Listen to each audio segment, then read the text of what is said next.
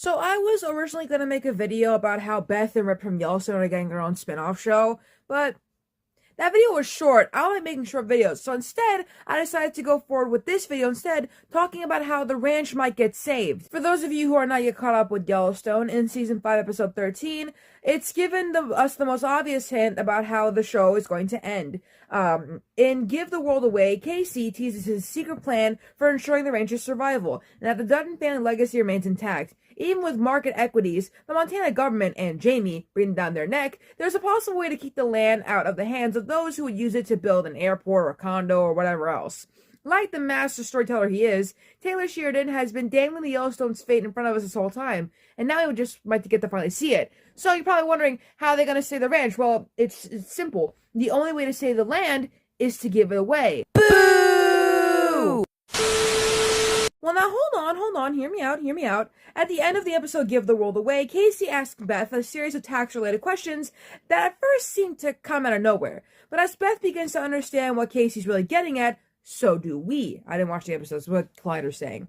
It seems that the best way for the ranch to get around paying their enormous tax debt is as if they were to sell off all their land, or at least the majority of it. If Casey's plan is to be understood, they need to sell the Dutton legacy, which according to Daybreak is about the size of Rhode Island, for such a low price that they would basically be giving it away. Because the land would be sold for so little, whoever purchased it wouldn't have to pay an exorbitant amount in taxes, and neither would the seller. In short, it would allow the Duttons to walk away clean. I know what you're thinking right at the bat. Who would Casey and Beth even sell the land to? Well, that's actually the easy part. You'd want to sell it to someone who wants to preserve the land as it is. Who doesn't want that market equities or the state of Montana is hoping to produce in Paradise Valley? That leaves only Thomas Rainwater and the people of the Broken Rock Indian Reservation. Rainwater is a conservationist, that's the word, who has been wrestling with the building of an oil pipeline through the rest throughout Season 5. But in purchasing the land for such a small amount, it will remain exactly the way it is, right next to America's first national park. It's the perfect way to accomplish what both John Dutton and Rainwater have been trying to do for years, and may help unite the people in the process. Of course, they're already united in some ways, but I'll get into that. Sure, against common enemies such as market equities, but also through Casey and Monica, and especially Tate, who is quite literally a combination of both walks of life. Tate is the 7th generation of Dutton, and not only that, he's got some Native American blood in him, obviously, because, I mean, if you watch the show... Look, while it's unlikely that the Duttons will sell off all the land, they might be able to get rid of enough that the weight of the back taxes won't suffocate them any longer. Most likely a compromise between the ranch and the reservation will be brokered, one where Rip and his cowboys can continue their work, while the reservation can enjoy a vast majority of the land that they have been separated from for over a century. In fact, Taylor Sheridan has been teasing this ending for years. How? How? How? I don't know.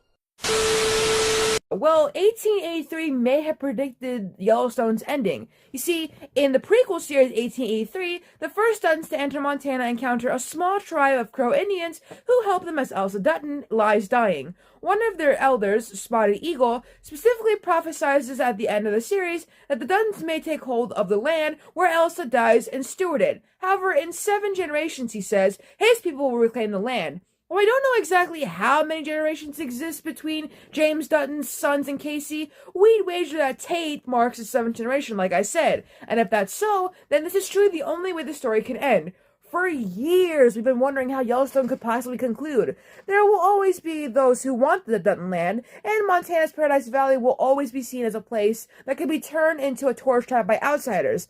But if the Dutton Ranch, or at least part of it, were absorbed into the Broken Rocks Indian Preservation, and maybe even Yellowstone National Park as well, it would ensure that the last best place remains so long after John Dutton's death.